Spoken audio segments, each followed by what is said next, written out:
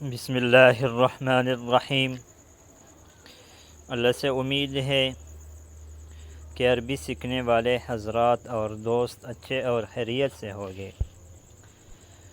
ہم نے تمارین کو شروع کیا تھا، تقریباً 2 تمرینوں کو پڑھ لیا، آج تیسرا تمرین پڑھیں گے۔ تیسرا تمرین ہے اقرأ المثال ثم حول الجمل الآتیة مثلہ۔ نیچے مثال موجود ہے۔ مثال ہے زینب خرجت من الفصل، زینب کلاس سے نکلی۔ ابھی زینب مؤنث ہے تو اس وجہ سے زینب کے بعد خرجت آ گیا۔ اگر زینب کی جگہ ایک دو اور ہو جائے، زینب کے ساتھ ایک دو اور ہو جائے، جس طرح مثال میں ہے زینب و آمنۃ و مریم، زینب ایک ہو گیا، آمنۃ 2 اور مریم 3، تو پھر خرجت کی جگہ خرجنا پڑھیں گے۔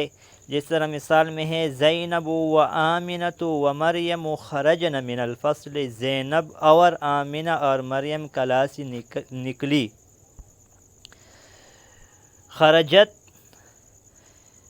واحد مؤنث غائب فعل ماضی کا صیغہ ہے، اور خرجنا جمع مؤنث غائب فعل ماضی کا صیغہ ہے۔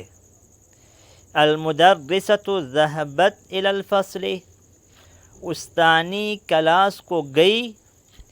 المدرسات ذهبن الی الفصل، استانیاں کلاس کو گئی۔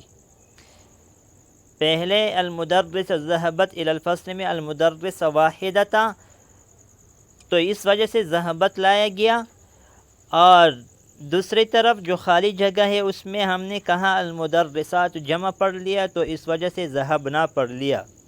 الطالبۃ الجدیدۃ جلست فی الفصل، نئی طالبہ کلاس میں بیٹھی۔ الطالبات الجدد جلسن فی الفصل، نئی طالبات کلاس میں بیٹھی۔ بنت محمد ذهبت الی المدرسہ، محمد کی بیٹی مدرسے کو گئی۔ بنات محمد ذهبن الی المدرسۃ، محمد کی بیٹیاں مدرسے کو گئی۔ چوتھا تمرین ہے، چوتھا مشق ہے اشر الی الاسماء التالیہ باسم اشارۃ للقریب ھذا ھذہ ھؤلاء۔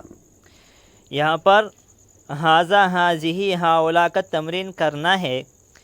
جہاں مفرد ہو تو وہاں مفرد مذکر تو ھذا لگانا ہے، مفرد مؤنث ہو تو ھذہ لگانا ہے۔